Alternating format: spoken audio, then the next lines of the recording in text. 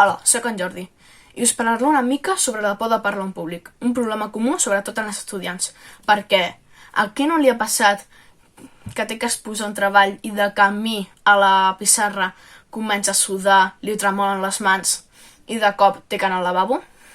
Doncs aquest és el teu vídeo. Altres coses que em poden passar és quedar-nos en blanc i no recordar el que volem expressar. Em presento com president per fer d'un món millor i que la societat... Inútil, com vols ser president si no saps ni parlar? També ens pot passar que ens trabem, de tal manera que semblem tartamuts i ningú ens acaba entenent.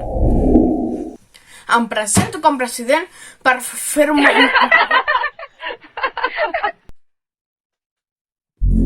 Doncs, si hi ha possibilitats de que doni més pena parlant en públic que caient davant de molta gent, què fem? Aquí van consells. El més típic és imaginar el públic despullat. Gràcies a això, els altres faran més pena que tu i, en teoria, pla de confiança ho faràs millor. Què? Penseu que faré un sketch despullat, Doncs no! Prepara-t'ho molt bé. Pot sonar el clitxer, però quan més apreci i més practicat ho tinguis, més fàcil serà per tu tenir la confiança necessària. Practica el teu discurs davant de gent de la teva família o amics que et puguin dir com ho fas. I per últim, el públic no és el nostre amic. Sovint, la por a enfrontar-se a un determinat públic es deu a la nostra inseguretat o a que ens fa por una reacció desagradable de les persones que tenim davant. Per això, hem de pensar que són persones interessades en el tema que estem explicant i que desitgen aprendre les experiències i coneixements que tenim.